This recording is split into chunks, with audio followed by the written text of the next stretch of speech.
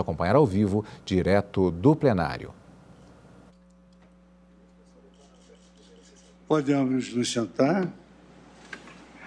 É a segunda, né?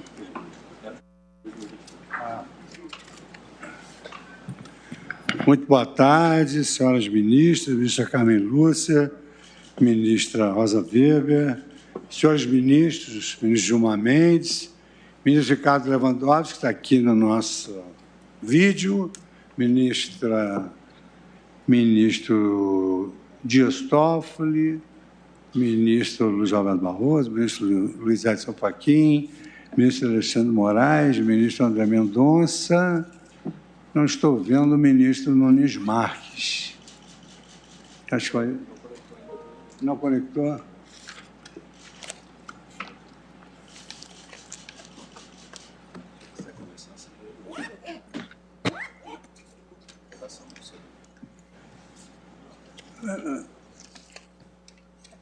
Só entre deselegância de... Nós já temos até quórum, temos um resultado, mas só para não cometer a deselegância de não ouvir o colega, né?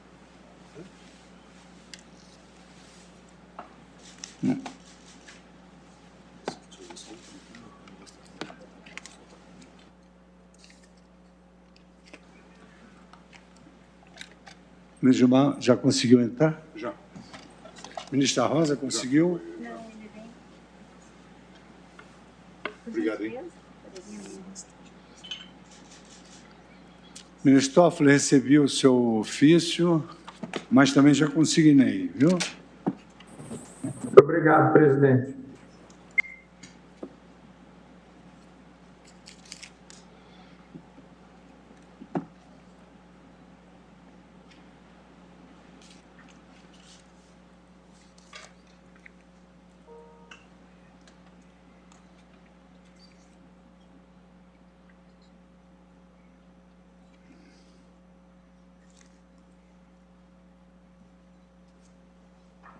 Já votei, presidente.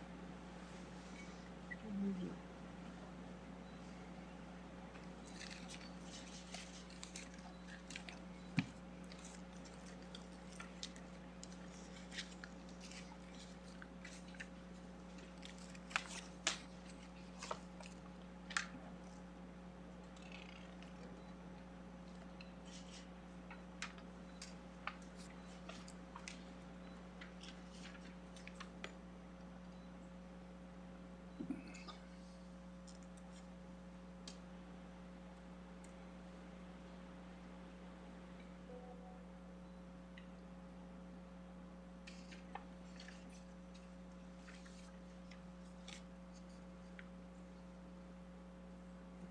Ministro Nunes Marques já está tentando entrar.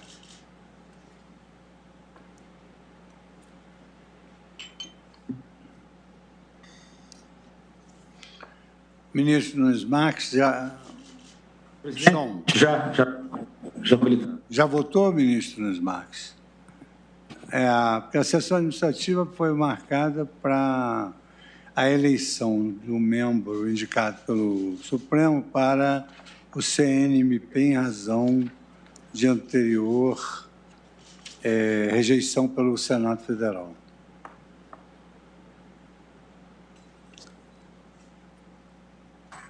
Estou votando nesse minuto, presidente. Pois não.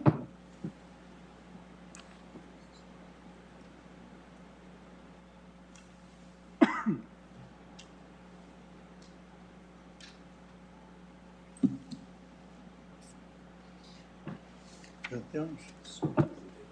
Tá.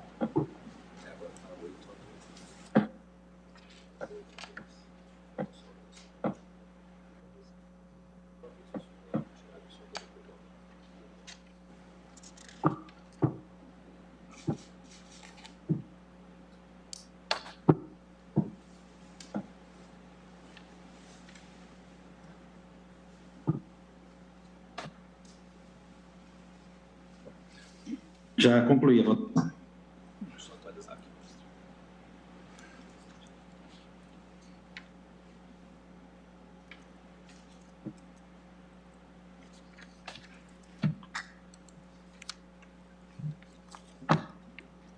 Já votei, presidente. Pois não, muito obrigado, ministro Nunes Marques. O nosso diretor-geral está concluindo aqui.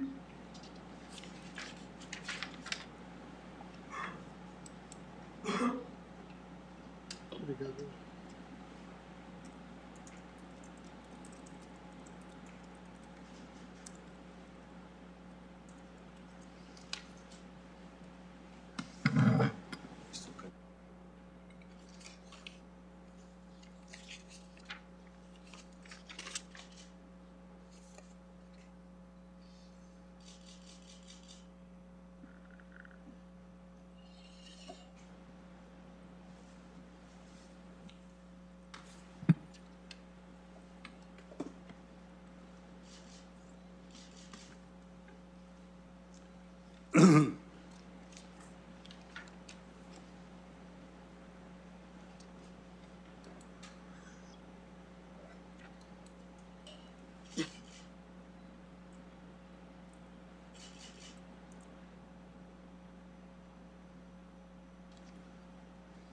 Tá.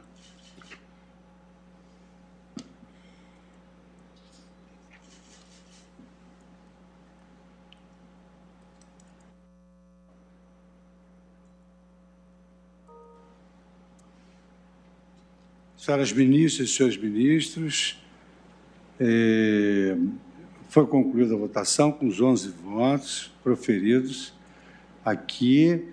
Jaime Martins de Oliveira Neto, do Tribunal de Justiça de São Paulo, com 9 votos, e Rafaela Benete da Cunha Rios, do Tribunal de Justiça do Paraná, com 2 votos, de sorte que fica indicado para compor o CNMP e se submeter aos trâmites formais o candidato magistrado Jaime Martins de Oliveira Neto, do Tribunal de Justiça de São Paulo, que obteve 9 votos.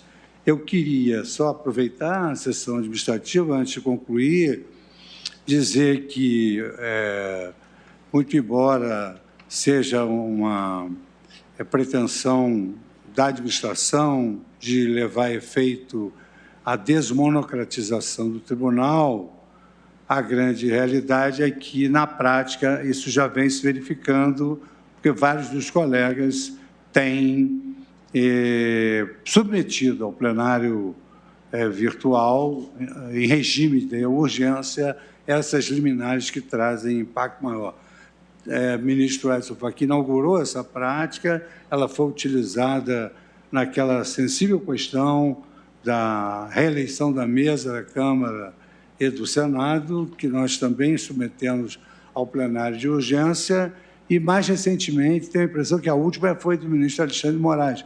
Então, a máxima ex facto orito ius, ou seja, direito surge dos fatos, a verdade é que, sem fazer nenhuma modificação regimental, nós já estamos nesse caminho correto da desmonocratização do Supremo Tribunal Federal.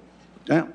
De sorte que eu agradeço aos colegas que têm tomado essa iniciativa e concedo a palavra aos demais, se houver alguma outra matéria que queiram tratar, assuntos de interesse geral. Não havendo, eu agradeço a todos, declaro encerrada a sessão administrativa para darmos início e continuidade à sessão jurisdicional, quando Sua Excelência, a ministra Carmen Lúcia, prosseguirá no seu voto devido à suspensão dos trabalhos na última sessão.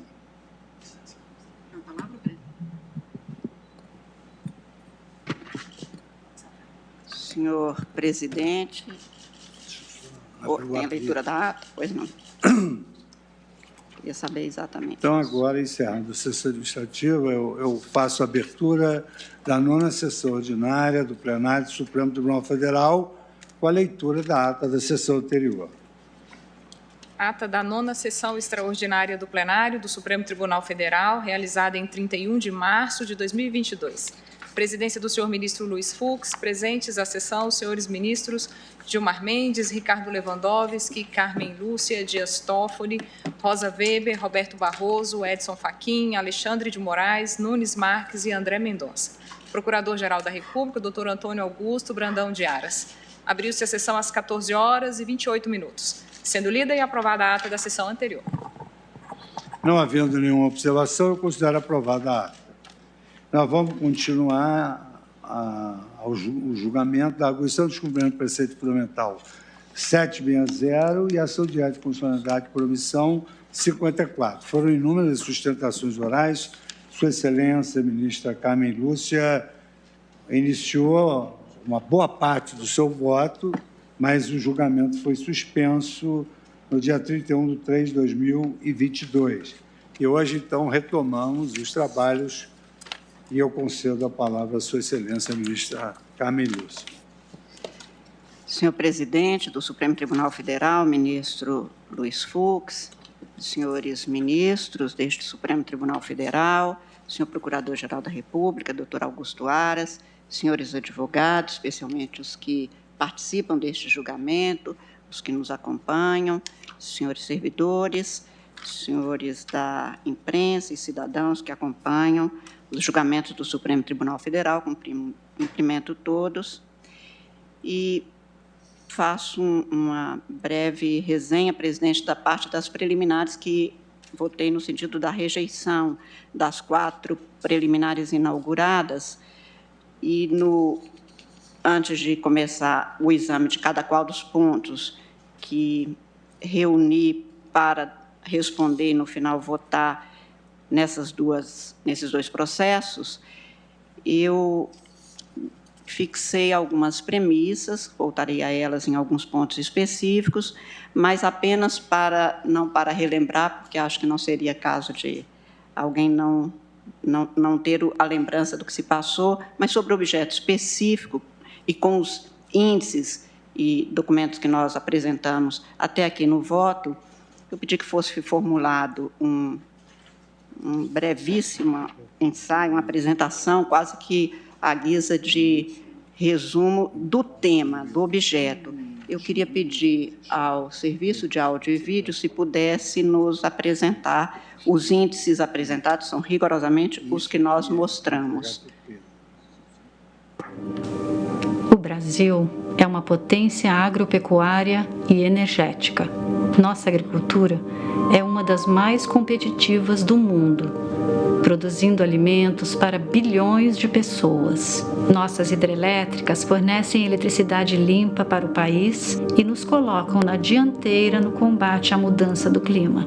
O Brasil tem essas vantagens por uma razão que está escondida e, ao mesmo tempo, à vista de todos. É porque metade de seu território abriga a maior floresta tropical da Terra, a Amazônia. Ela garante as condições naturais para o sucesso brasileiro. A Amazônia é cortada pelo maior rio e drenada pela maior bacia hidrográfica do planeta. Ela detém 20% da água doce disponível no mundo. Mas os rios que correm em sua superfície são apenas parte da história. A floresta cria ela mesma um outro rio, no ar. As árvores reciclam a umidade que vem do oceano, produzindo aquilo que os meteorologistas chamam de jatos de baixa altitude, também conhecidos como rios voadores. São grandes massas úmidas com o volume de um Amazonas, que viajam para o sul e fazem chover nas lavouras e nos reservatórios das hidrelétricas. Quando os rios voadores faltam, o resto do país se ressente. A seca que agravou os incêndios no Pantanal em 2020 se deveu a uma interrupção nos jatos de umidade da Amazônia.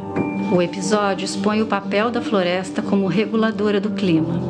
Ela evita que os impactos do aquecimento da Terra sejam ainda mais graves, seja absorvendo a nossa poluição, seja armazenando carbono nas árvores e no solo. Somente as terras indígenas estocam em forma de carbono o equivalente a quase 1 ano de emissões de toda a humanidade. A destruição da floresta colocaria o clima global a perder. Também existe na própria Amazônia um potencial econômico ainda desconhecido, o da biodiversidade.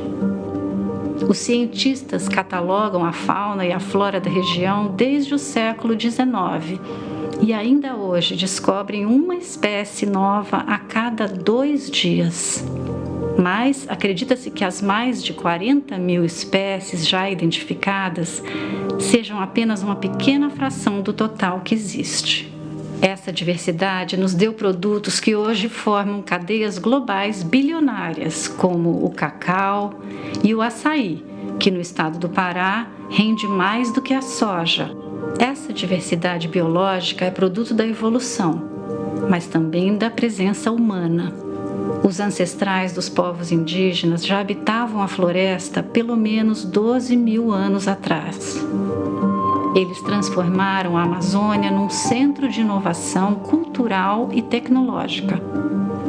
Domesticaram plantas, mudaram a distribuição geográfica de árvores e criaram até mesmo um tipo de solo fértil que existe até hoje em toda a planície. Mesmo tendo sido quase extintos, os indígenas ainda se distribuem em cerca de 200 povos que falam 200 línguas e seguem cultivando e protegendo seus territórios. E o benefício não é só deles. Um estudo de 2018 na revista Nature mostrou que as áreas protegidas da Amazônia, como as terras indígenas e os parques e reservas, produzem por ano em serviços ambientais o equivalente a R$500 bilhão, que é o mesmo valor das exportações do agronegócio do país inteiro. Esse equilíbrio está ameaçado pelo desmatamento da floresta. Desde os anos 1970, o Brasil pratica na Amazônia a maior eliminação de um ecossistema natural de que se tem notícia na história humana. Em 1975, apenas 0,5% da Amazônia havia sido desmatada. Em 1990, chegamos a 5,5%. Hoje já são 20% da área original da floresta destruídos. Em menos de 50 anos, perdemos quase uma área equivalente aos territórios de Alemanha e França juntos. Outros 20% estão degradados por fogo ou por exploração predatória de madeira. A imensa maioria desse desmatamento é criminoso. 1/3 dele resulta diretamente da grilagem, nome dado à apropriação ilegal de terras públicas. Quase 99% tem algum indício de ilegalidade e menos de 5% dos alertas de desmatamento tiveram alguma ação dos órgãos públicos. De 2004 a 2012, o Brasil adotou um plano bem-sucedido para reduzir o desmatamento. A devastação caiu 83% nesse período. Depois voltou a subir e saiu de controle a partir de 2019. Não foi só o desmatamento que explodiu na floresta. A elevação do preço do ouro nos últimos anos, somada ao menor controle do Estado, provocou uma corrida ao metal na região. O garimpo ilegal cresceu 3 vezes na última década na Amazônia em geral e quase 5 vezes nos territórios indígenas. A destruição é contínua. Abre cicatrizes na floresta e contamina as águas, os peixes e as pessoas. 75% da população da cidade de Santarém tem níveis de mercúrio acima do aceitável no sangue. No rio Tapajós, a lama do garimpo se estende por mais de 500 quilômetros rio abaixo. Neste ano, provocou as imagens chocantes da água turva em Alter do Chão, praia paraense considerada uma das mais belas do Brasil. Mas os efeitos da devastação e das atividades ilegais vão muito além. O desmatamento está esquentando e secando a Amazônia. Isso aumenta as queimadas e enfraquece os rios voadores. Pior ainda, transforma a floresta numa bomba de carbono. Em 2021, um estudo mostrou que partes da Amazônia já emitem mais carbono do que absorvem, numa confirmação sombria de previsões feitas pelos cientistas há 30 anos. A destruição deixa a floresta mais vulnerável aos efeitos da mudança do clima, e essa combinação a está empurrando para um ponto de virada, na qual o bioma que hoje protege o Brasil se torna mais um risco ao bem-estar dos brasileiros, à economia nacional e a todo o planeta.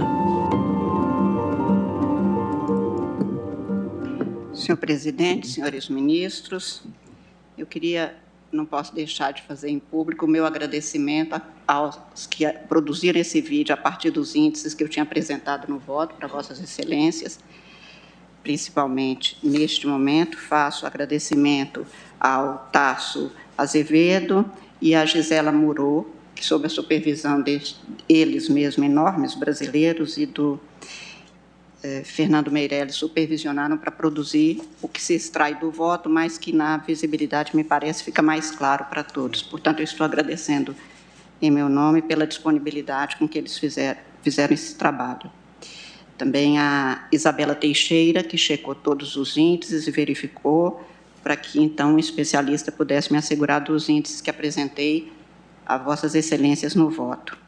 E antes de dar continuidade, senhor presidente, eu peço licença ainda, e não pude fazer isso antes, porque queria fazer uma referência ao que foi liberado pelo painel intergovernamental sobre mudanças climáticas, o IPCC, anteontem, dia 4, relatório do Grupo de Trabalho 3, da Organização das Nações Unidas. Eu vou pedir ao Cristiano que distribua um resumo deste relatório, mas não quero deixar de fazer referência ao que, na apresentação deste relatório, afirmou de público, numa mensagem agora amplamente divulgada, o secretário-geral da ONU, Antônio Guterres, pela gravidade do que ele põe e que vem no fluxo exatamente das imagens que acabamos de ver, que são dos dados constantes nesses processos, no voto até aqui já exposto, e afirmou anteontem, portanto, o secretário-geral da ONU, aspas, e eu estou fazendo a tradução livre: o júri chegou a um veredito e é condenatório. Este relatório do painel intergovernamental sobre mudanças climáticas é uma longa enumeração de promessas climáticas não cumpridas. É um arquivo da vergonha, catalogando promessas vazias que nos colocam firmemente no caminho para um mundo inabitável. Estamos em um caminho rápido para o desastre climático. Principais cidades debaixo d'água, onda de calor sem precedentes, tempestades aterrorizantes, falta de água generalizada, extinção de 1 milhão de espécies de plantas e animais. Isso não é ficção ou exagero, é o que a ciência nos diz que resultará de nossas atuais políticas energéticas. Estamos a caminho de um aquecimento global de mais do dobro do limite de 1,5 grau acordado em Paris. Alguns líderes governamentais e empresariais estão dizendo uma coisa, mas fazendo outra. Simplificando, eles estão mentindo, e os resultados serão catastróficos. Esta é uma emergência climática. Cientistas do clima nos alertam que já estamos perigosamente perto de pontos de inflexão, que eu realcei aqui como tipping point, ponto de não retorno, que podem levar a impactos climáticos em cascata e irreversíveis. Mas governos e corporações de alta emissão, quanto à alta emissão, não estão apenas fechando os olhos, estão adicionando combustível às chamas. Estão sufocando nosso planeta com base em seus interesses e investimentos históricos em combustíveis fósseis, quando soluções mais baratas e renováveis proporcionam empregos verdes, segurança energética e maior estabilidade de preços. Saímos da COP26 em Glasgow com um otimismo ingênuo, baseado em novas promessas e compromissos. Mas o principal problema, a enorme e crescente lacuna de emissões, foi praticamente ignorado. A ciência é clara. Para manter o limite de 1,5 grau acordado em Paris ao alcance, precisamos cortar as emissões globais em 45% nesta década. Mas as atuais promessas climáticas significariam um aumento de 14% nas emissões, e a maioria dos grandes emissores não está tomando as medidas necessárias para cumprir até mesmo essas promessas inadequadas. Os ativistas climáticos, às vezes, são descritos como radicais perigosos, mas os radicais verdadeiramente perigosos são os países que estão a aumentar a produção de combustíveis fósseis. Afirma ainda o secretário-geral. O relatório de hoje está focado na mitigação, redução de emissões. Na maioria dos casos, as energias renováveis já são muito mais baratas. Isso significa que os governos acabam com o financiamento do carvão, não apenas no exterior, mas em casa. Significa proteger florestas e ecossistemas como poderosas soluções climáticas. Significa progresso rápido na redução das emissões de metano. E isso significa implementar as promessas feitas em Paris e Glasgow. Os líderes devem liberar, mas todos nós podemos fazer a nossa parte. Temos uma dívida com os jovens, a sociedade civil e as comunidades indígenas, por soar o alarme e responsabilizar os líderes. E termina o secretário afirmando que o relatório de hoje chega em um momento de turbulência global. As desigualdades estão em níveis sem precedentes. A recuperação da pandemia de Covid-19 é escandalosamente desigual. A inflação está a aumentar e a guerra na Ucrânia está a fazer que os preços dos alimentos e da energia disparem. O aumento da produção de combustíveis fósseis só piorará as coisas. As escolhas feitas pelos países agora farão ou quebrarão o compromisso de 1,5 grau. As promessas e planos climáticos devem ser transformados em realidade e ação agora. É hora de parar de queimar nosso planeta e começar a investir na abundante energia renovável ao nosso redor. Eu estou entregando para os senhores, como eu disse, essa avaliação do relatório do painel intergovernamental sobre mudanças climáticas, exatamente pela gravidade do que ali se mostra e que apenas reforça, e não farei leitura, até porque meu voto já vai muito alongado, apenas para fazer a demonstração de que o que dizia antes sobre os princípios que me orientaram na compreensão e aplicação das normas constitucionais, lançados, por exemplo, sobre o que é o Estado constitucional ecológico ou socioambiental, nas noções já devidamente consolidadas, a garantia, no caso brasileiro, do meio ambiente ecologicamente equilibrado, com os princípios que regem as gerações presentes e gerações futuras, os dispositivos constitucionais, desde o artigo 1º, o artigo 3º,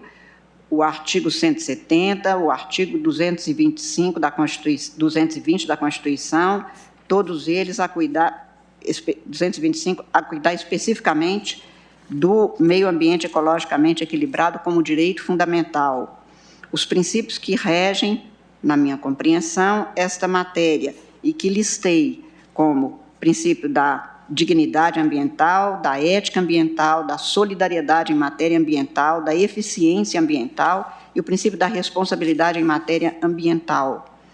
Também, após enumerar e afirmar o que considerava o cerne de cada qual desses princípios, fiz referências aos instrumentos no Brasil, aos nossos compromissos firmados no plano internacional, com destaque para os compromissos, os ajustes de que o Brasil se fez signatário, comprometido e responsável, as proteções de direitos dos povos originários, de sua cultura, as convenções, enfim, todo o arcabouço normativo constitucional que garante compromissos e responsabilidades do Estado brasileiro, não apenas com os habitantes do Brasil, mas para evitar, como disse, uma erosão não apenas ambiental, mas democrática, uma vez que estamos a falar dos próprios direitos da humanidade.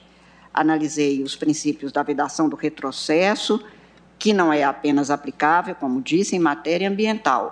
O que o direito construiu foi o princípio da proibição do retrocesso democrático, do retrocesso em matéria de liberdades conquistadas e, como derivação, o princípio do retrocesso em matéria ambiental, porque se busca um nível progressivo de condições de melhoria da vida, de dignidade, exatamente com direito à saúde, tudo levado a efeito com a garantia do meio ambiente ecologicamente equilibrado. Citei, portanto, a impossibilidade de retrocessos, incluídos aí os retrocessos subliminares, o que estamos a verificar do que apelidei de cupinização institucional com derivação para a matéria ambiental e a possibilidade de haver o que agora o secretário-geral da ONU afirma, uma teatralidade sem comprometimento e cumprimento do que é acordado, tanto em matéria constitucional quanto em matéria de acordos internacionais. e neste quadro exatamente trouxe os dados sobre o desmatamento da Amazônia, que agora com este vídeo apresentado tem quase que um resumo. Como disse, eu reuni as principais questões postas nessas ações, na arguição de descumprimento de preceito fundamental 760 e na a ação direta de inconstitucionalidade por omissão 54, em 4 itens que me parecem reunirem os principais problemas que levam ao que foi apelidado de estado de coisas inconstitucional em matéria ambiental, para a sequência do pleito e a resposta que estou dando neste voto. Estes 4 pontos foram, fundamentalmente, a redução da fiscalização e controle ambiental, o abandono do PPCDAM, deste plano de prevenção e controle do desmatamento da Amazônia Legal, a ausência de publicidade dos atos para que houvesse o controle por parte do Estado brasileiro dessas políticas, a redução em execução orçamentária que reduz a capacidade de atuação dos órgãos públicos e das entidades públicas e até dos particulares nesta matéria. Vou, então, presidente, neste ponto do voto, fazer referências a cada qual desses itens como fundamentos agora do que foi apresentado no questionamento formulado e as minhas respostas. O primeiro item diz respeito à redução alegada da fiscalização e controle ambiental. Quanto à alegada atuação estatal deficiente, eu fiz referência antes ao princípio da eficiência administrativa ambiental, no sentido de que não se quer apenas a eficiência, mas a excelência no cuidado da coisa pública, especificamente no trato da matéria ambiental. E o que se alega nessas petições é exatamente que haveria redução de fiscalização e controle eficientes, e os arguentes alegam que, com base apenas, aspas, em dados públicos disponibilizados pelo próprio governo federal, avaliou-se índices de atuação nos anos de 2019 e 2020. Em comparação com anos anteriores, verifica-se drástica queda no número de autuações neste período, não obstante o aumento de 34% nas taxas de desmatamento em 2019, estudos do INPE, e de estimados outros 34% em 2020, índices apresentados pelo INPE-DETER. Em 2019, o IBAMA teria atuado no Brasil 31% menos do que em 2018. Em 2020, a queda é ainda maior, afirmam os autores das ações, de 43%, considerando os dados públicos disponibilizados até outubro de 2020. Afirmam ainda os autores, aspas, é espantosa e inaceitável a diminuição de autuações verificadas em 2019 e 2020 na Amazônia, e estabelecem queda de 29% em 2019 e outros 46% em 2020, tomando-se como referência a data do ajuizamento dessa ação. Afirmam ainda extrair-se de dados oficiais drástica redução de termos de embargo, das sanções mais aplicadas em caso de desmatamento ilegal, além da modalidade pecuniária. E são transcritos, então, no voto, exatamente esses dados. Nas informações prestadas, o presidente do IBAMA afirma que, aspas, a redução das autuações nos anos de 2018 e 2019 encontra-se dentro dos parâmetros normais, não se verificando a queda de 30%, conforme apontado pelos requerentes. A redução durante o período de 2020 se deve à pandemia da Covid-19, uma vez que, conquanto a atividade de fiscalização ambiental esteja entre os serviços essenciais, pelo Decreto 10.282 de 2020, as operações em campo acabaram prejudicadas, na medida em que a Portaria 949 de 2020, da Diretoria de Proteção Ambiental, que aprovou no IBAMA o plano de contingências, teve impacto direto na autuação fiscalizatória. Portanto, o que se afirma é que em 2020 e 2021 teria havido uma diminuição das autuações, da fiscalização decorrente da pandemia, das condições da pandemia.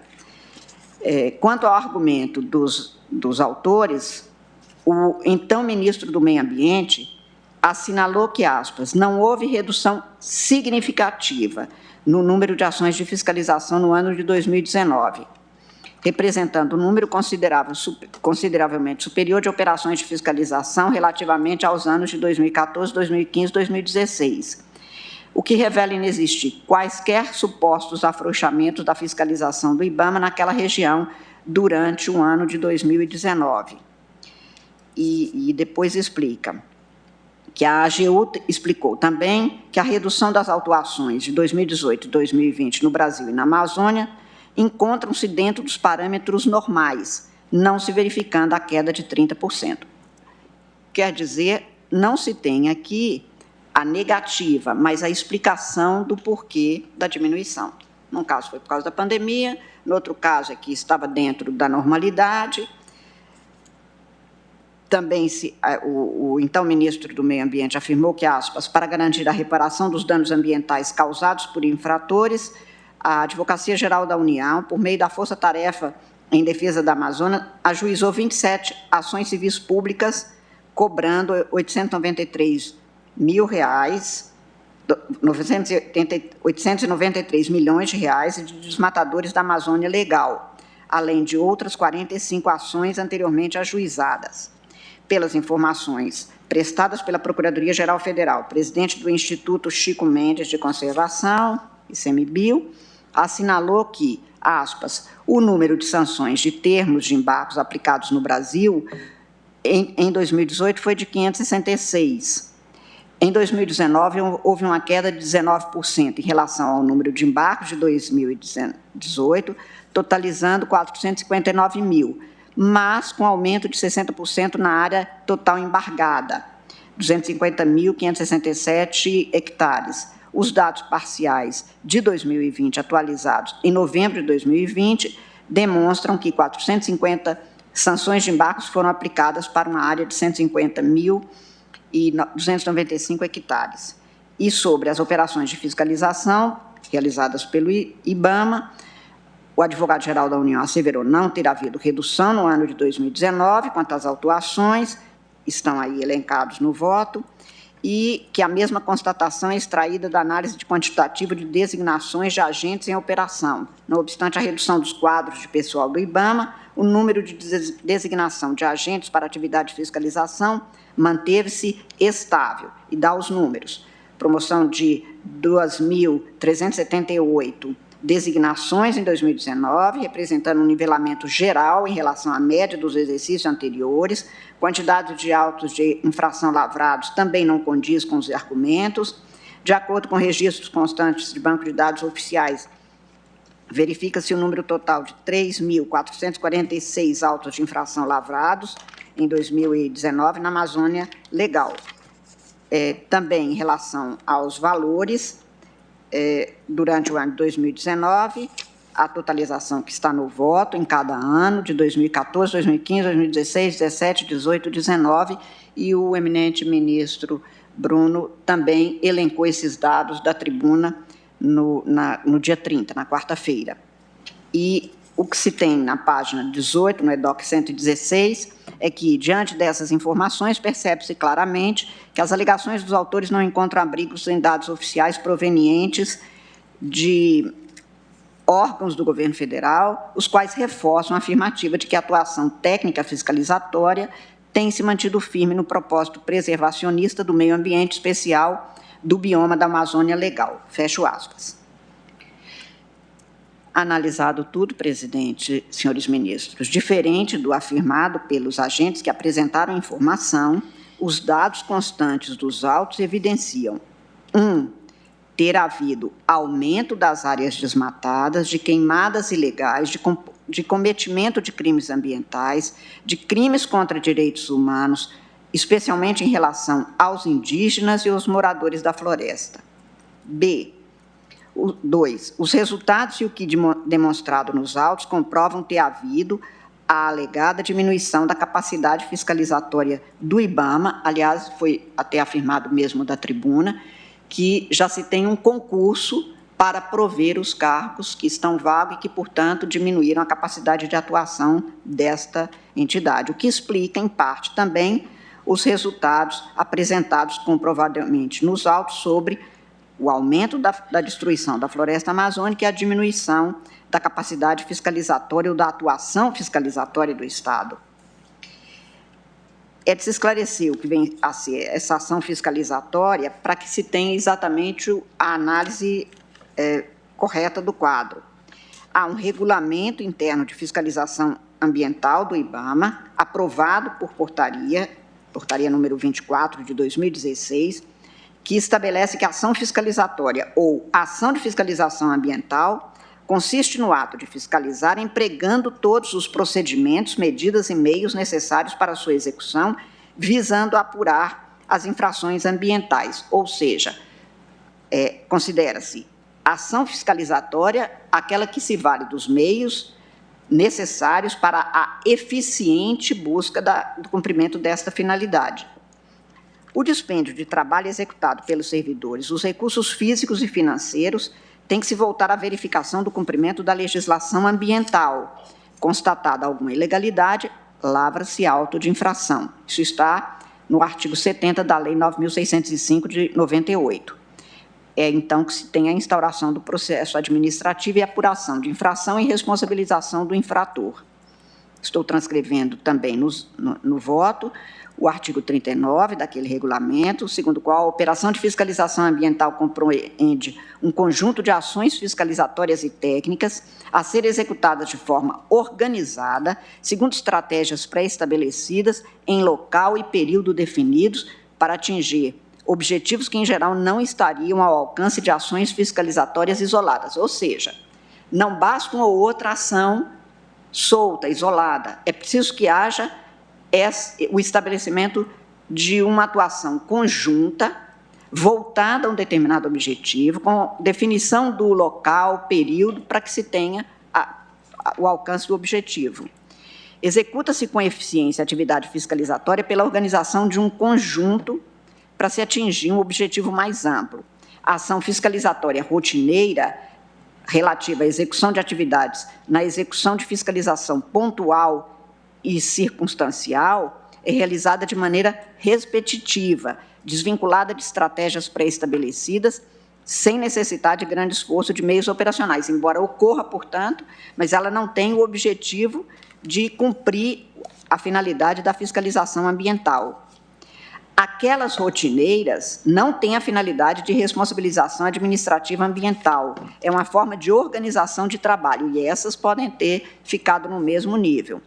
A sua indicação como parâmetro de desempenho de fiscalização ambiental não é indicador para avaliar o desempenho da organização no cumprimento da finalidade fiscalizatória ambiental, porque, para essa, não se dispõe de uma unidade de medida padronizada para ser cotejada com esta primeira. Se, num determinado período, forem realizadas 10 operações de fiscalização, com 2 agentes em cada uma delas, durante 15 dias, isso equivale a 300 dias servidor de esforço de fiscalização. Se, no mesmo período, forem realizadas 6 operações de fiscalização, com 5 agentes cada, durante 15 dias, isso equivale a 450 dias servidor de esforço de fiscalização. Portanto, apesar do segundo exemplo realizar um número menor de operações, o esforço é maior pelo aproveitamento na atividade.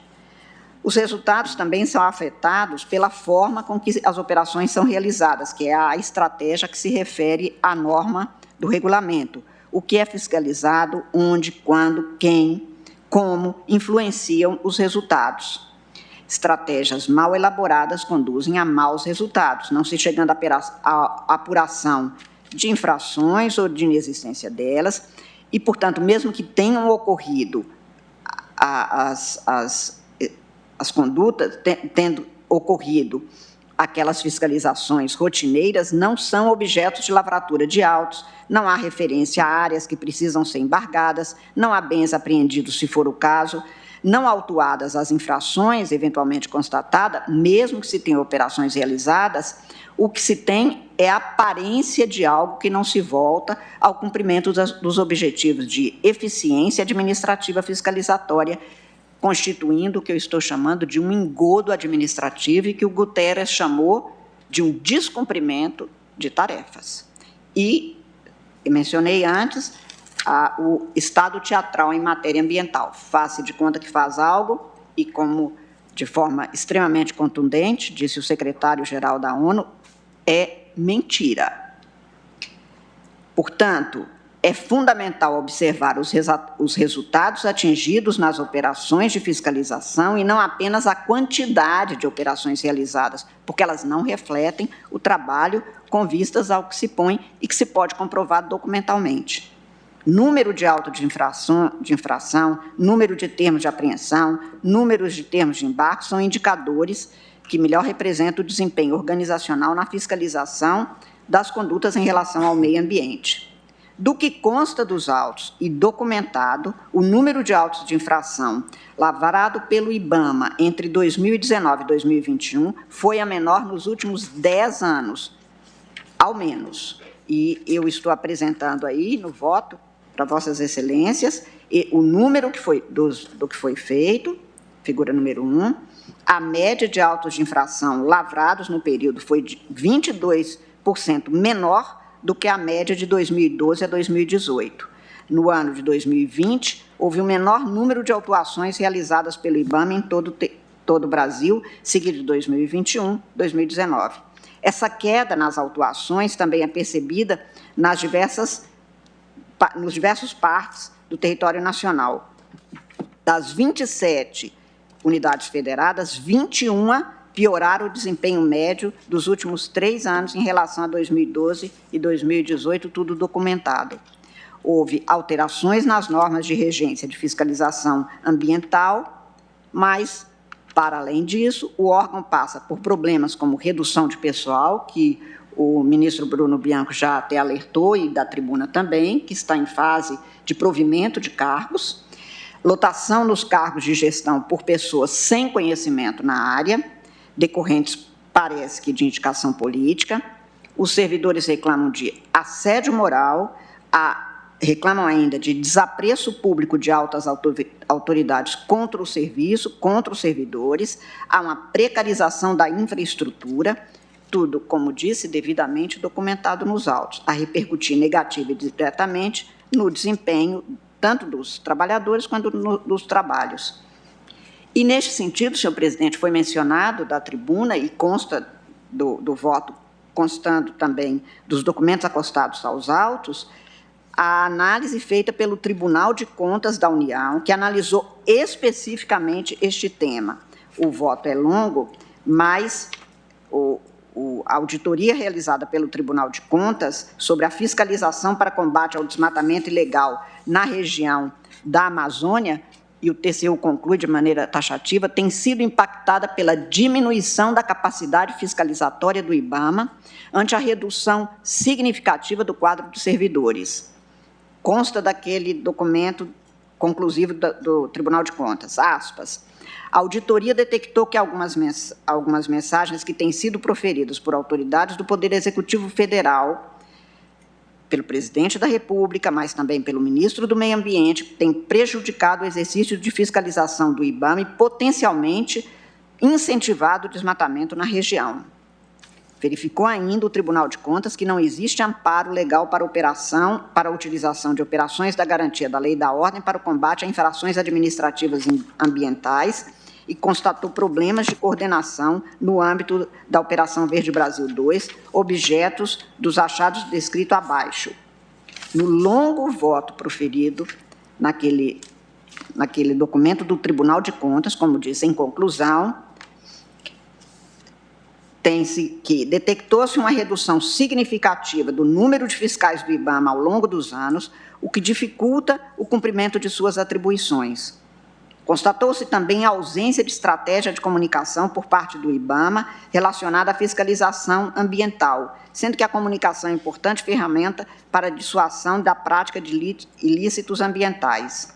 Observou-se ainda deficiências no processo de escolha e nomeação para cargos estratégicos para a fiscalização do IBAMA, além da fragilidade da garantia do poder de arma de fogo pelos agentes ambientais federais, elemento importante para o exercício de suas atribuições. Essas situações estão destacadas nos achados desta auditoria apresentada abaixo. A quantidade de servidores do IBAMA que desempenham atividade de fiscalização vem reduzindo significativamente nos últimos anos, impondo limitações ao cumprimento de suas atribuições institucionais de exercer o poder de polícia ambiental e exercer ações de fiscalização ambiental.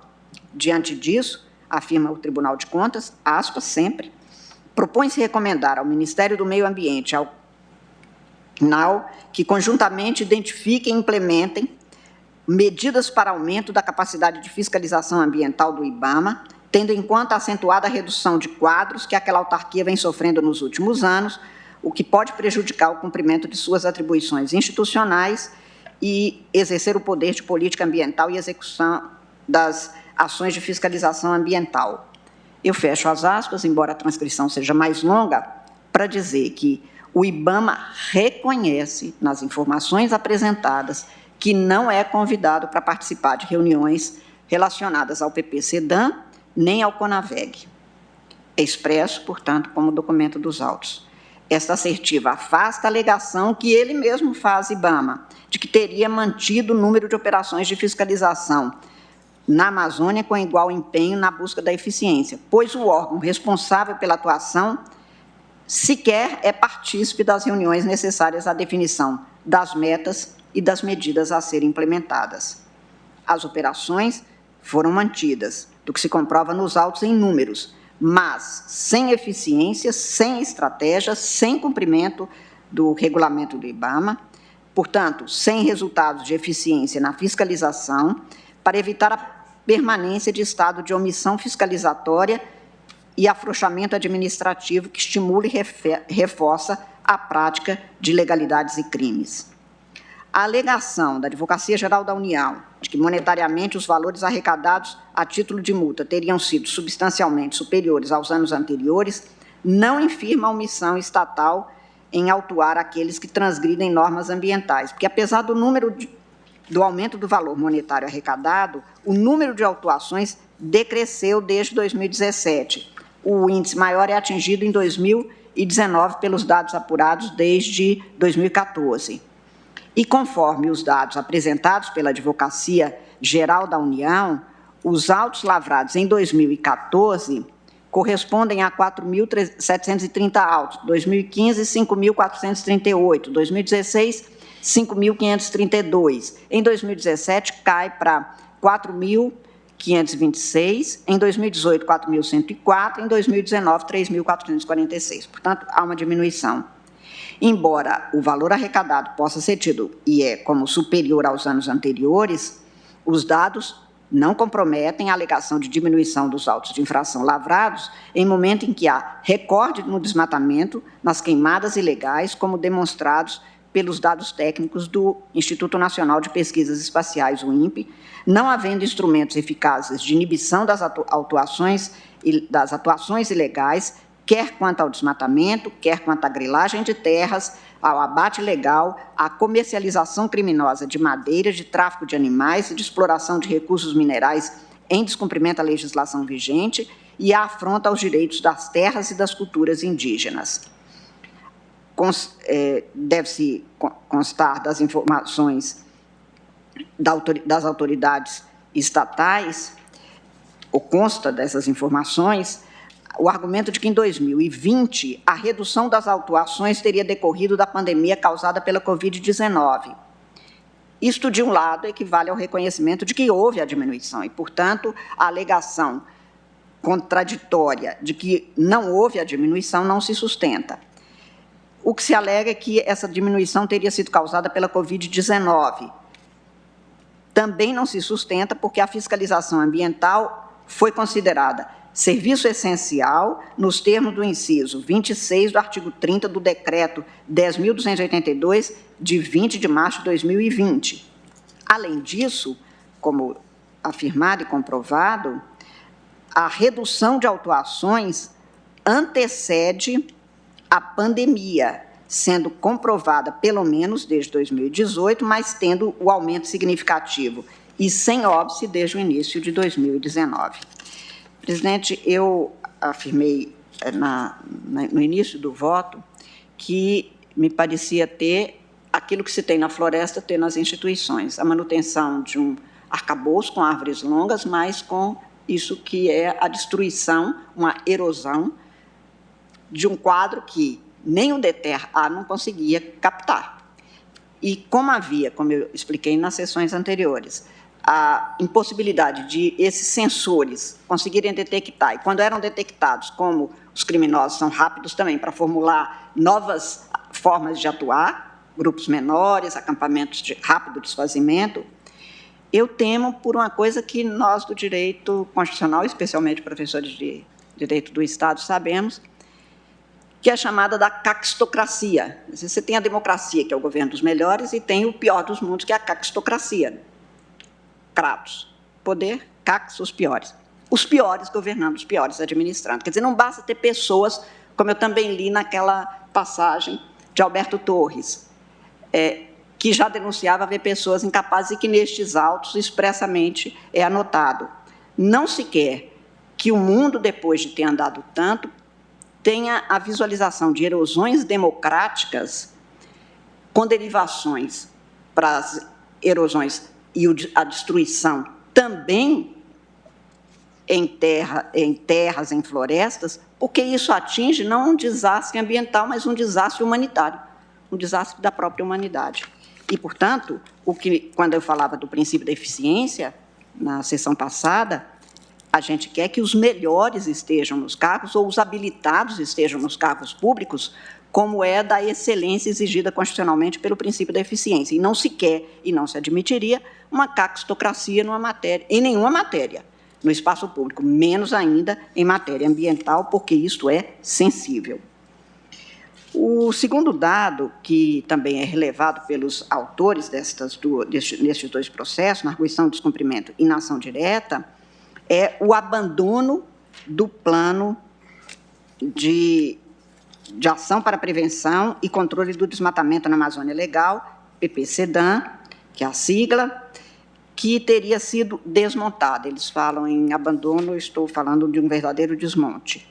Os arguentes alegam o abandono pelo governo federal do PPCDAM, tornando inoperante a execução das políticas públicas de combate ao desmatamento, alegam que teria havido uma extinção, embora não dita, não expressa, não formal, do PPCDAM, mas alegam os autores, aspas, o país viu seus índices ultrapassarem 10 mil quilômetros quadrados, um aumento de 34%, o que foi mostrado agora no vídeo exatamente, demonstrando-se não apenas o desmonte, mas demonstrando-se a consequência fática.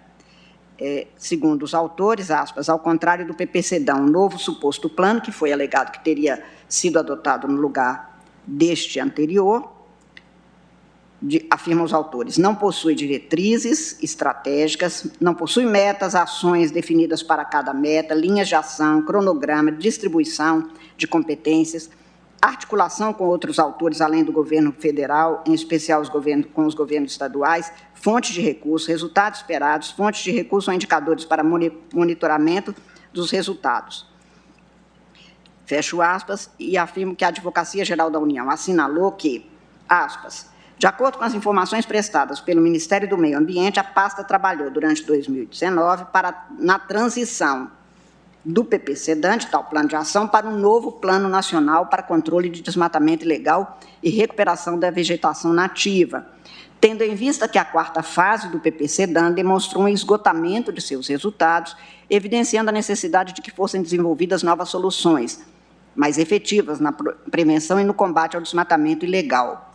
O novo planejamento incorporou, além do PP-SEDAM, o PP-Cerrado e o Planaveg, mantendo a continuidade das atividades que estavam em andamento em cada um dos planos observados. Estou transcrevendo tudo isso, analisei todas as afirmativas apresentadas, transcrevi quase que a integralidade e volto a afirmar que o Plano de Prevenção e Controle do Desmatamento da Amazônia, PP-SEDAM, criado em 2004, como já foi mencionado aqui, tem o objetivo de reduzir de forma contínua o desmatamento da Amazônia e criar condições para o desenvolvimento sustentável na região, a partir da articulação e coordenação de diversos órgãos ambientais.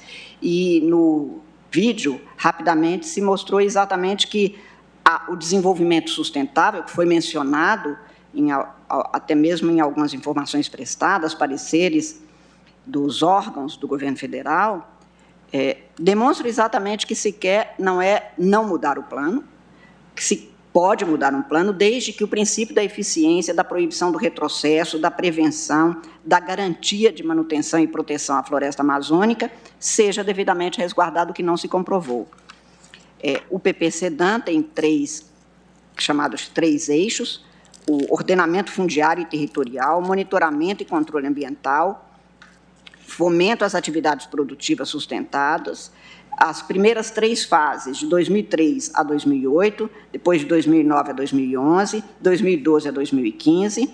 O plano contribuiu, então, para a redução drástica nas taxas de desmatamento da Amazônia, que foi medida pelo projeto PRODES, constatando-se uma progressiva redução do desmatamento da Amazônia legal, que passou de 27.772 quilômetros quadrados em 2004 para 4.571 em 2012. Eu apresento aí um gráfico comprovando isso.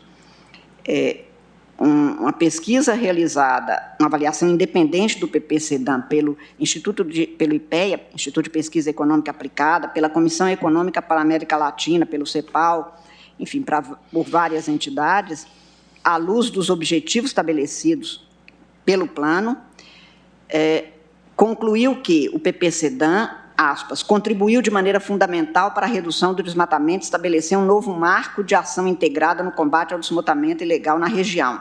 Estou transcrevendo.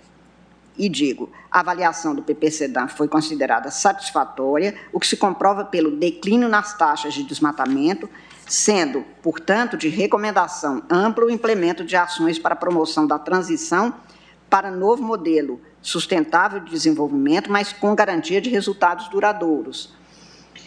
No relatório da Comissão de Meio Ambiente do Senado, que é de 3 de dezembro de 2019, a avaliação da Política Nacional sobre Mudança de Clima, ressaltou-se expressamente a importância do PP-SEDAM para o controle e combate ao desmatamento na Amazônia. E ali se afirmou expressamente, estou falando, portanto, de dezembro de 2019, 15 anos após sua criação, o PP-SEDAM constitui o principal e mais relevante marco institucional brasileiro no que se refere ao conhecimento da dinâmica do desmatamento da Amazônia, identificação de suas causas e consequências, bem como de proposição e implementação de políticas de enfrentamento do problema. Eu transcrevo uma passagem desta conclusão e enfatizo aqui que, como disse, não se quer nem se propõe que nunca mude o PP-SEDAM ou que não possa ser ele mudado por outro. O que a Constituição não permite é que, tendo avançado com este plano, apresentem outro, desmontando-se esse, extinguindo-se de forma subliminar, informal, apenas pela sua não aplicação, por um que permite que nós cheguemos às taxas de desmatamento, de destruição, de possibilidades de mais crimes praticados naquela área da Amazônia que é protegida por determinação constitucional. Também no relatório confeccionado pelo Instituto Socioambiental, que realizou análise descritiva e diagnóstico dos pedidos de acesso à informação sobre o PP-SEDAM, se concluiu que, além da deficiência dos dados e incompletude do tratamento da informação, houve redução de investimentos financeiros para o combate ao desmatamento na Amazônia. Na ação direta de inconstitucionalidade por omissão 54, a Rede Sustentabilidade, que é a autora, também suscita omissão inconstitucional na tarefa de conduzir, de combater o desmatamento na Amazônia, e entre os pedidos formulados está exatamente que houvesse a execução integral de orçamento, contratação de pessoal, enfim, o quadro delineado mostra a persistência da ineficácia e da deficiência das medidas adotadas na matéria de proteção, em grande parte pelo não cumprimento, pela não seguimento na implementação das tarefas das políticas adotadas pelo PPCDAM. Na manifestação da Advocacia Geral da União, confirma-se o abandono do PPCDAM, afirmando que a adoção, aspas, de novo planejamento ambiental, fecho aspas. O pretexto é que, aspas, a quarta fase do PPCDAM demonstrou um esgotamento de seus resultados, evidenciando a necessidade de que fossem desenvolvidas novas soluções mais efetivas na prevenção e no combate ao desmatamento ilegal, fecho aspas. A adoção de novos planejamentos e providências é próprio da vida, como eu afirmei desde o primeiro dia, não se está a questionar isso, mas na matéria que cuidado que é imprescindível juridicamente, constitucionalmente, é que a mudança traduz e comprove a eficiência maior do novo plano para atender padrões que assegurem a eficácia dos direitos garantidos constitucionalmente. Não se põe em questão a possibilidade de mudança do PPCDAM, nem os autores se referem a isso. O que o princípio da proibição do retrocesso ambiental exige é que o acolhimento de novas políticas, o abandono de uma política que já se tinha demonstrado eficiente na matéria, que este novo plano não importe em retrocesso ao que antes conquistado e que é garantia de direito de todos e dever de Estado. Embora em memorial a Advocacia Geral da União anuncie estarem sendo adotadas providências para adequação da política pública de combate ao desmatamento da Amazônia Legal aos padrões mínimos indicados pelo Tribunal de Contas no processo a que fiz referência, as falhas apontadas reforçam a tese dos autores de deficiência estrutural e massiva nas medidas administrativas até então acolhidas para o combate ao desmatamento da Amazônia, e o abandono do PPCDAM é um desses dados.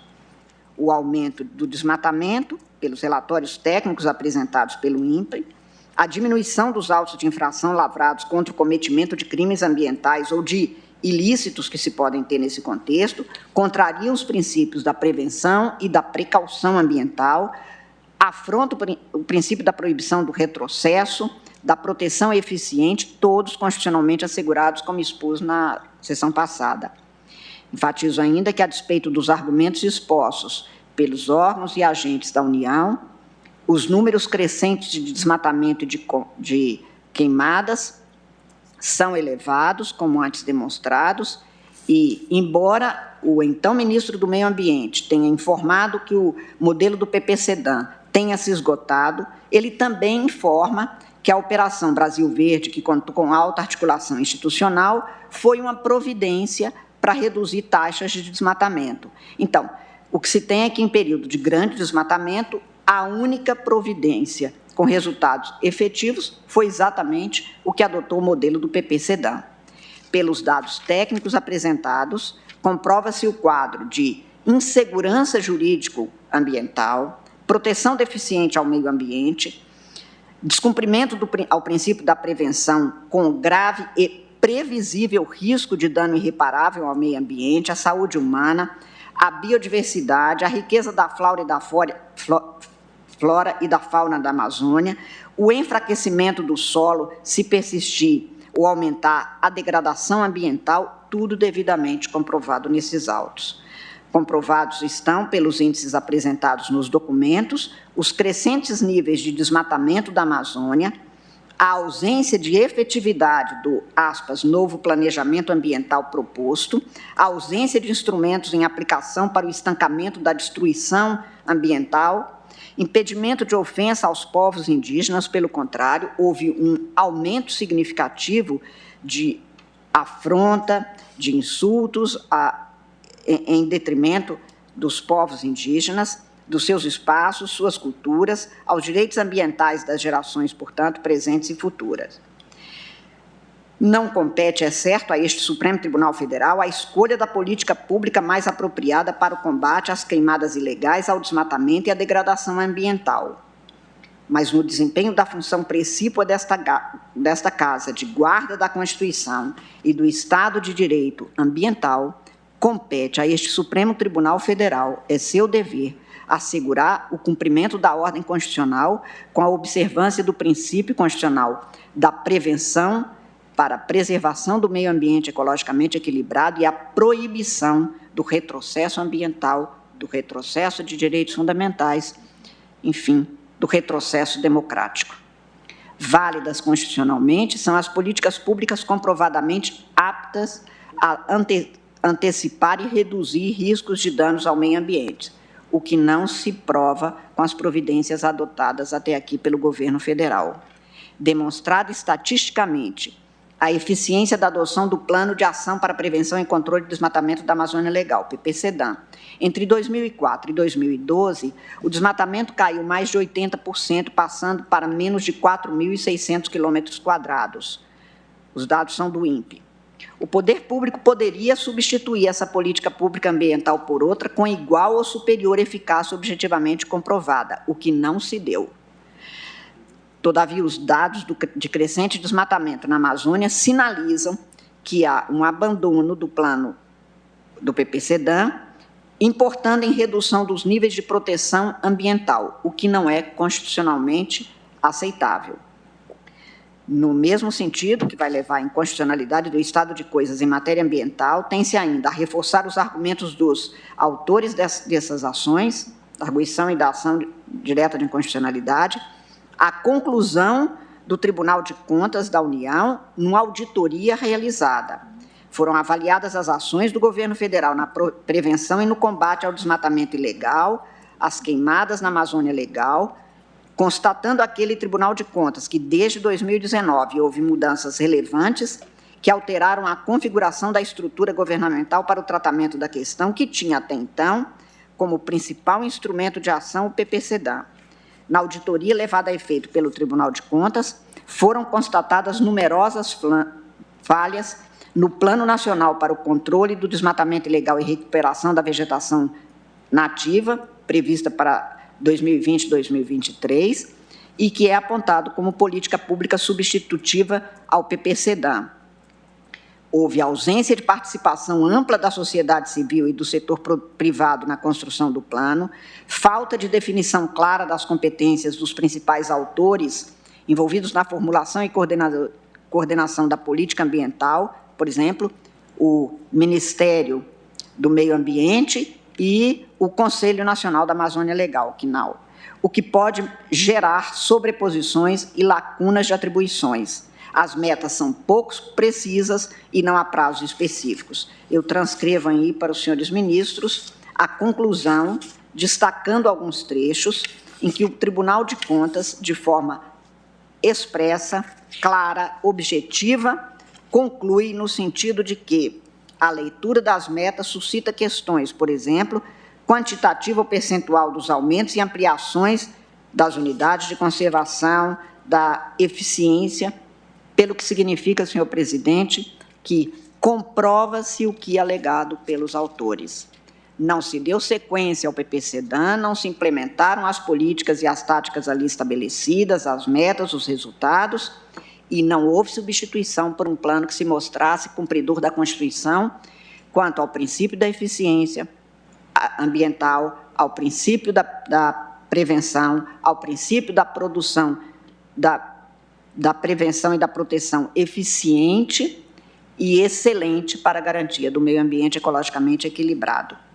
O terceiro item, penúltimo item, portanto, é o da redução e inexecução orçamentária, que é alegado e que também já foi lembrado aqui em várias das sustentações, nos documentos juntados, que havia uma previsão orçamentária, mas que não foi necessário gastar, mas que já há empenho, etc. Todos nós que, antes de estarmos como juízes, principalmente nós que fomos da área pública, ministro Gilmar, ministro Dias Toffoli, ministro Luiz Roberto Barroso, ministro Fachin, ministro André, principalmente, sabemos como procuradores e advogados públicos, não só para os advogados públicos, nós estávamos do lado de cá do balcão, ministro Alexandre. Nós sabemos uma coisa que a gente aprende logo que entra na procuradoria. Verbo não é verba. Lorota, trololó, lero-lero de dizer que vai ter lá previsto, está previsto, mas não acontecido. A verba é que garante a execução de políticas públicas. Não adianta ter uma previsão que não é para ser executada. Cansei de ouvir mesmo aqui neste Supremo que peças orçamentárias, que são leis, eram ficções, porque não se cumpriam. E depois o cidadão não recebe a educação, a saúde, o meio ambiente ecologicamente equilibrado. Eu mencionei nós que fomos advogados públicos, porque nós sabemos assim que nós entramos. Verbo não é verba. Falar que vai ter, que está previsto, não significa a garantia de que vai ser apresentado para que a gente tenha a execução das políticas. Parece que foi o que se deu neste caso. Sobre a alegada inexecução do orçamento disponível, e por isso é que a gente tanto fala no contingenciamento, que nós, na arguição de descumprimento de preceito fundamental 347, determinamos que o fundo penitenciário fosse liberado imediatamente, porque ele tinha verbo, não tinha era verba, e, portanto, o que era necessário ser feito, não vou dizer naquele caso, como não digo nesse, para o aperfeiçoamento, mas para o estancamento de medidas que são agressivas, não são garantidoras da proteção, são desprotetivas, geradoras de insegurança e de destruição de gentes, de florestas, enfim, da própria humanidade neste caso, que era necessário que houvesse a liberação. Naquele caso, nós determinamos na parte dispositiva. Por isso, porque há a constatação de que não há como se adotar política pública, cumprir e executar, especialmente em matéria ambiental, que, como eu lembrei na sessão da semana passada, há um tripé a assegurar o raciocínio e a prática em matéria ambiental, que são o respeito e a deferência à ciência, a participação da sociedade civil e a cooperação internacional, incluída a financeira. Neste caso, por fundos internacionais, a ministra Rosa vai relatar a ação direta de constitucionalidade 59 sobre o Fundo Amazônia, mas já estou antecipando que aqui o que se alega é a ausência de execução do orçamento disponível, que, portanto, é mencionado, referido e garantido desse jeito, como verbo. Haveria um congelamento do financiamento das políticas públicas e os autores afirmam que, aspas, no que se refere ao IBAMA, quanto à dotação inicial prevista para a fiscalização ambiental, os recursos em 2020 são 25,3 menores que aqueles de 2019, dá os números, quando o Brasil e o mundo se estarreceram com o aumento do desmatamento, queimadas e incêndios. Para piorar, o orçamento autorizado em 2020 foi ainda menor.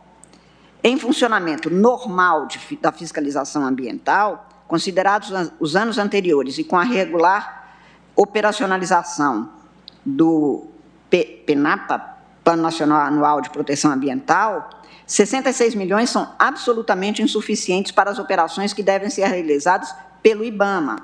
E aí vem se fazendo, e transcrevi para Vossas Excelências no voto, como houve uma diminuição expressiva, enquanto havia, paralelamente, e infelizmente, um aumento de queimadas, da ecocriminalidade, de recursos que tinham sido designados e que não foram entregues, dos fatos narrados, afirmam os autores, aspas, IBAMA, ICMBio e FUNAI não possuem dotação orçamentária inicial suficiente para o cumprimento de suas missões, tendo sido percebida drástica queda se comparado com os valores disponíveis em anos anteriores. A execução do orçamento disponível, que é a liquidação, está muito abaixo do que os órgãos praticam historicamente, inclusive, especialmente no que tange às ações voltadas à fiscalização e controle de ilícitos ambientais. Há enorme déficit de servidores nos 3 órgãos, o que tem impossibilitado a atuação suficiente das entidades administrativas, fecho aspas.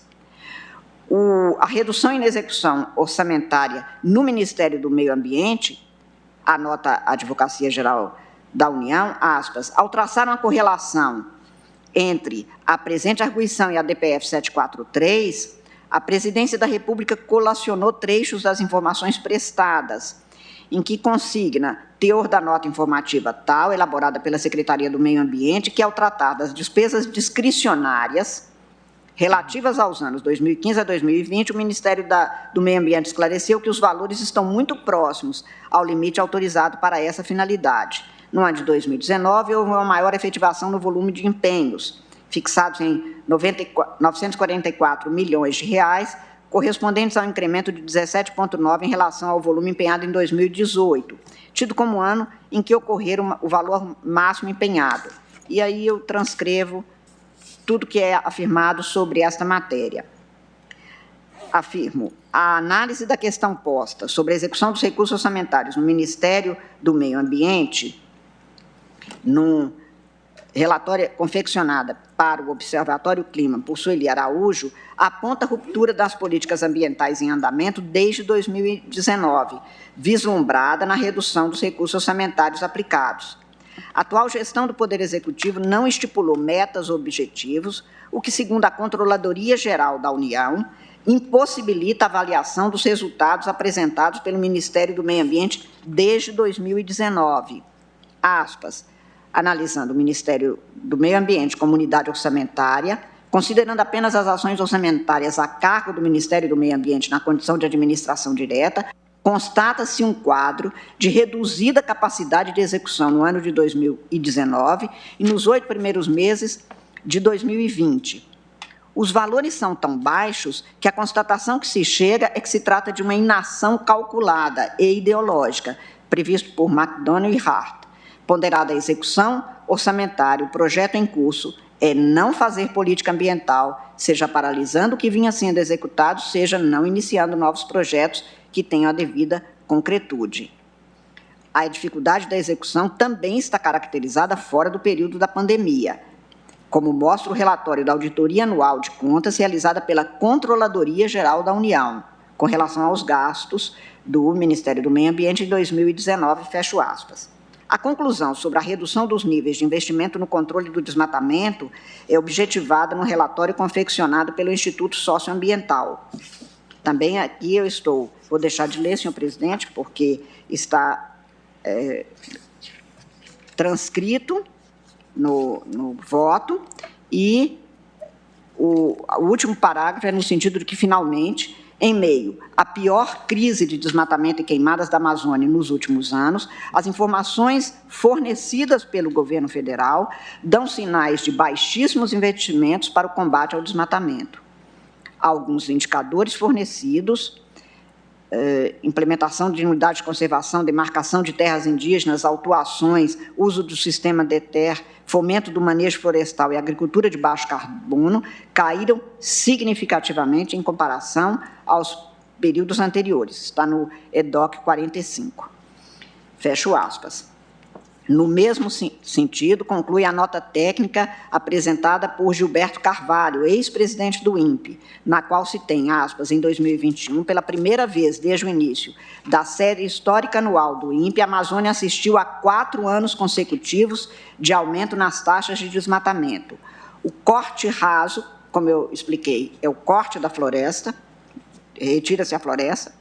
O corte raso teve uma expressiva alta de 22%, atingindo 13.235 quilômetros quadrados. Esse valor é 190% maior que o observado em 2012, que foi de 4.571 quilômetros quadrados. Apenas no atual governo, o desmatamento acumula alta de 75%, indicando um efeito devastador na floresta. Para 2022, infelizmente, é difícil esperar uma reversão deste cenário. Os dados do sistema DETER do INPE para 2022 indicam que janeiro e fevereiro de 2022 acumularam recordes de alertas de desmatamento. Normalmente, o período entre janeiro e fevereiro e março acumula taxas menores de desmate, já que estão dentro da estação chuvosa, na maioria dos estados do bioma. No entanto, as taxas atuais se comparam aos registros da estação seca, em anos onde houver maior ação entre os crimes ambientais, fecho aspas. Os números apresentados, com demonstração de sua validade pelas fontes aproveitadas, comprovam o aumento do desmatamento, de práticas criminosas em relação ao meio ambiente, crimes contra indígenas, populações das áreas, a fauna, a flora e aos sistemas estatais tributário e financeiro. Nos termos do parágrafo 10 do artigo 165 da Constituição, elaborada a Lei Orçamentária Anual, a administração compete o dever constitucional de executar as programações orçamentárias, adotando os meios e as medidas necessários com o propósito de garantir a efetiva entrega de bens e serviços à sociedade. O que eu li agora foi a norma expressa da Constituição. O que se tem nas informações prestadas é a tentativa de justificar o descumprimento daquela norma por inexecutar os recursos orçamentários previstos.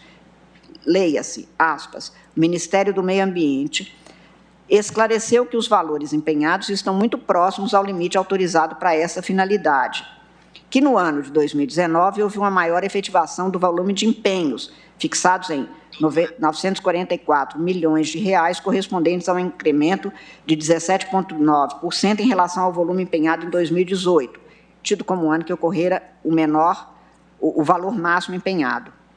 Como eu disse, o empenhado não é o orçado, e é esse que obriga o cumprimento das programações legisladas como constitucionalmente previstas. Repito que o parágrafo 10 do artigo 165 diz ser dever do Estado executar as programações orçamentárias.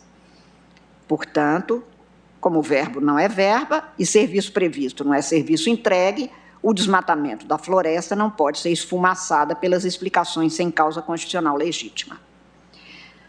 Compete ao Ministério do Meio Ambiente promover a execução orçamentária na forma indicativa de suas prioridades em observância aos dispositivos constitucionais. Não compete a este Poder Judiciário cuidar especificamente da análise das condições e forma de execução orçamentária. Mas o que se põe em questão aqui é a guarda da Constituição. O que se aprecia é a ausência de implementação da norma constitucional determinante da obrigatoriedade.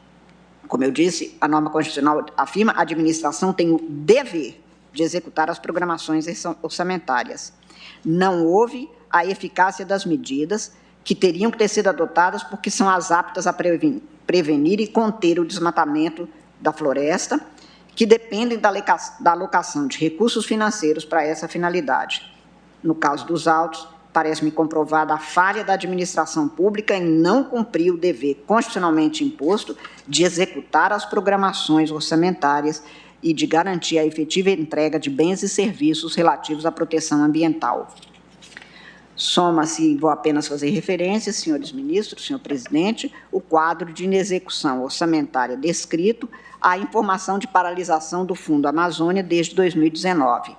Como será o objeto específico da ação direta de inconstitucionalidade por omissão número 59, relatado pela ministra Rosa Weber, eu apenas menciono, dizendo que aqui se faz uma referência a este dado, porque recursos financeiros de cerca de 2,8 bilhões de reais estariam sem destinação após a extinção do Comitê Técnico do Fundo Amazônia e do Comitê Orientador do Fundo Amazônia, pelo Decreto 9.759 de 2019.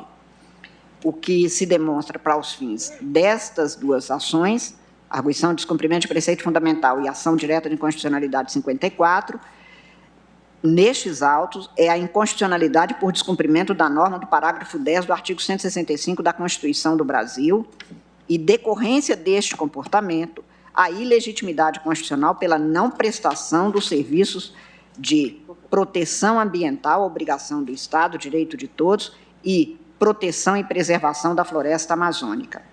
Tenho ainda um último item, senhor presidente, que vou tentar abreviar, que se refere aos dois, mas um é o enfraquecimento normativo no quadro ambiental, que também é dito na ação como sendo edição pelo governo federal de atos normativos que se destinam a inviabilizar a atuação estatal em matéria ambiental.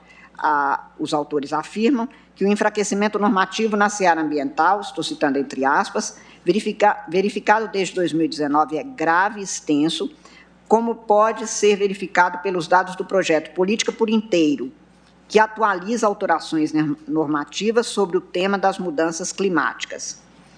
Somado aos demais atos omissivos e comissivos apresentados na presente ação, a redução global dos patamares de proteção ambiental normativa decorrente de uma série de atos infralegais inviabiliza a execução satisfatória do PPCDAM, impõe grave lesão ao direito fundamental da coletividade ao meio ambiente ecologicamente equilibrado, além dos demais direitos versados na demanda. Fecho aspas, e são, então, listados, por exemplo, o Decreto 9.760, de 2019, que incluiu fases no processo sancionatório ambiental e que acarretou a consequência de suspender a tramitação processual até a realização da audiência do núcleo de conciliação. Este tema é objeto de uma arguição aqui. O Decreto 10.084, que revogou o decreto de 2009, 6.961, eliminou a vedação até então em vigor e passou a permitir atividades relacionadas à cana-de-açúcar na Amazônia e no Pantanal e aumenta, então, mais ainda a pressão sobre a floresta, tema de uma ação civil pública em curso. O enfraquecimento também é objeto de um despacho interpretativo 7036.900 de 2020, emitido pelo presidente do IBAMA, que extinguiu a possibilidade de se realizar fiscalização in loco sobre a exportação de madeira nativa, e, pela nova interpretação que teria sido dada, fica dispensada na prática e inviabilizada a fiscalização dos portos brasileiros sobre a exportação de madeira nativa, restringindo essa atividade à mera avaliação remota de informações autodeclaratórias dos madeireiros. Menciona-se ainda outras arguições de descumprimento de preceito fundamental, ações em curso em varas de seção judiciária federal, outras ações mesmo em curso aqui no Supremo, incluída uma que está na pauta que nós estamos levando a efeito, presidente, por exemplo, a DPF 651, em que se questiona o decreto 10.224, de que sou relatora, que excluiu a sociedade civil do Conselho Deliberativo do Fundo Nacional do Meio Ambiente, o decreto 10.239, de 2020, que excluiu a participação de governadores do Conselho Nacional da Amazônia Legal, o decreto 10.223, de 2020, que extinguiu o Comitê Orientador do Fundo Amazônia, que era integrado pela sociedade civil e pelos governadores. Estes atos normativos são apenas exemplificativos da alegada desregulamentação estatal em matéria ambiental e que estão sendo discutidas em ações próprias. A menção a todas elas nesta arguição comparece como reforço de argumentação do quadro estrutural de desmonte da política ambiental no país, em detrimento das normas constitucionais determinantes de proteção eficiente, preservação da floresta, sistema protetivo do meio ambiente ecologicamente equilibrado, argumentos, portanto, todos eles, que servem para reforçar os argumentos apresentados. Somados ao exposto, os atos normativos exemplificativamente apresentados da alegada desregulamentação estatal em matéria ambiental são comprovados pelos altos índices de desmatamento na Amazônia. E me parece importante realçar que as assertivas dos arguentes, na arguição de descumprimento de preceito fundamental, estampam um procedimento comum, por isso é que ela é estrutural e massiva, como uma verdadeira poda normativa que se faz sem ruído, o que eu chamei de cupinização institucional, cujos efeitos se notam apenas com o estudo geral e o olhar atento sobre esse quadro, especialmente confrontados com os resultados que o entrave burocrático normativo impediu de cumprimento da finalidade de proteção das florestas, preservação dos mananciais, das reservas, da proteção das matas e garantia dos direitos de todos à existência digna e saudável.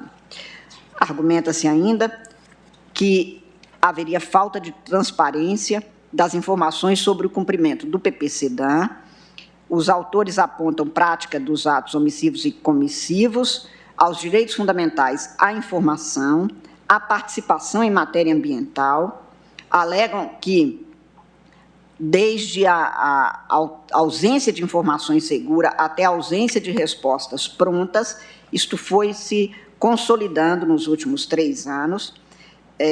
Não havia facilmente, sobre a 4ª fase de implementação do PP-SEDAM, resultados completos que pudessem ser disponibilizados para o pleno conhecimento dos cidadãos. O recebimento de respostas, quando questionados, é insuficiente. Grande parte dos pedidos não recebe resposta.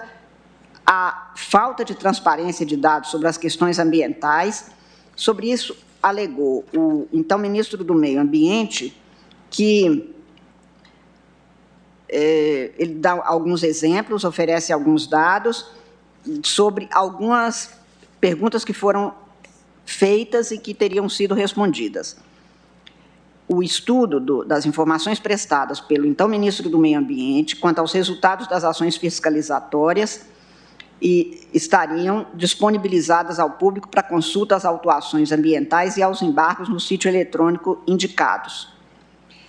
Eu faço uma referência no voto, senhores ministros, a um avanço enorme que nós tivemos no Brasil, pela Lei 12.527, a Lei de Acesso à Informação, que regulamentou o acesso a informações como direito constitucional fundamental previsto no artigo 33 do artigo 5º, no inciso 2 do parágrafo 3º do artigo 37, no parágrafo 22 do artigo 216 da Constituição. Foi ampliada a possibilidade de participar o cidadão das atividades do poder público, fiscalizando sua atuação, controlando as ações estatais, criticando e apoiando as iniciativas e práticas necessárias para a efetividade dos direitos, em especial aqueles de natureza fundamental, que sejam assegurados e que dependeriam de prestação positiva. O desatendimento à publicidade, que aqui é alegado, e que é necessária nos termos da Constituição e da legislação, nega o direito à informação e, no caso de matéria ambiental, impede o conhecimento e a segurança jurídica ambiental constitucionalmente assegurada a cada um e a todos. E, como disse, é mais grave porque um dos pilares, exatamente, do direito ambiental, das políticas ambientais democraticamente aplicadas, é a participação da cidadania. Sem conhecimento não se pode nem verificar, nem atuar, não se reivindica direito que não se conhece, as informações prestadas e os documentos acostados aos autos não infirmam os argumentos deduzidos pelos arguentes, no sentido de que houve pleito de realização comprovada de 226 pedidos de informação sobre o curso das ações do PP-SEDAM em 2019 e nos anos anteriores, especialmente a fase de implementação da política pública de 2016 a 2020. 226 pedidos e o resultado apresentado pelos órgãos demonstra que muitas delas foram respondidas de forma incompleta, sem diretivas objetivas para que os autores das petições tivessem respeitado seu direito de acesso às informações. Dos 226 pedidos comprovados nos autos, apenas 35 foram respondidas de forma satisfatória. Isto é apresentado, estou transcrevendo para os senhores ministros, na folha, isso está, o que eu transcrevo, na folha 10, do EDOC 45, não houve concessão de informação em muitos casos, 99 estavam incompletas, 35, como eu disse, foram satisfatórias. O relatório do Instituto Ambiental detalhou situações de incompletos, imprecisos os dados fornecidos, detectando, portanto, falhas, tanto no direito à informação, que é constitucionalmente estipulado, quanto à lei de acesso à informação, que regulamenta esse direito fundamental, como mais ainda em matéria ambiental, por ser direito fundamental da coletividade. Por isso é que eu afirmo que o princípio da publicidade inerente à forma republicana de governo confere às condutas estatais a segurança dos direitos fundamentais e é indispensável para o controle de fiscalização da juridicidade, muito mais da eficiência em matéria ambiental.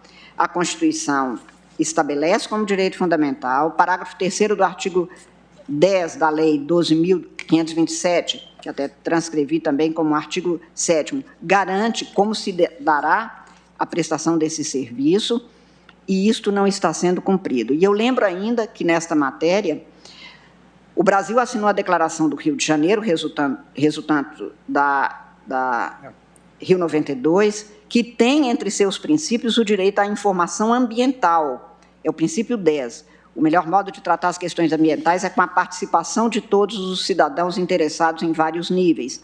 No plano nacional, toda pessoa deverá ter acesso adequado à informação sobre o ambiente de que dispõem as autoridades públicas, incluída a informação sobre os materiais e as atividades que oferecem perigo às suas comunidades, assim como a oportunidade de participar dos processos de adoção de decisões. Os Estados deverão facilitar e fomentar a sensibilização e a participação do público, colocando a informação à disposição de todos. Deverá ser proporcionado acesso efetivo aos procedimentos judiciais e administrativos, entre os quais o ressarcimento de danos e recursos pertinentes. Pelo relatório, portanto, que consta do DOC 45, a incompletude e imprecisão dos dados apresentados, fornecidos, a indefinição quanto aos órgãos que deveriam fornecer as informações requeridas, o questionamento dos motivos pelos quais os dados estariam sendo solicitados, caracterizam exemplos de descumprimento da Constituição, do direito constitucional à informação, do direito à informação ambiental, da Lei de Acesso à Informação, vulnerando flagrantemente o princípio da publicidade. E aqui eu digo, presidente, que é claro que nós do Supremo não estamos dizendo que tudo tenha que estar neste espaço de publicidade. Devem ser excluídas da publicidade prévia as informações que possam colocar em risco, por exemplo, operações, execução de planos de fiscalização, cumprimento de diligências, cujo conhecimento prévio pelos infratores interessados, em geral, pudesse dificultar ou frustrar as providências. Mas o que aqui se está pondo em causa é a não prestação de informações adequadas, suficientes e claras de todos os cidadãos, a permitir à sociedade acompanhar e ter ciência da execução das políticas públicas ambientais e não frustrar, fazendo chegar eventuais infratores previamente, o que chega a ser alegado num documento, que nada se coloca para o público, porque há diligências.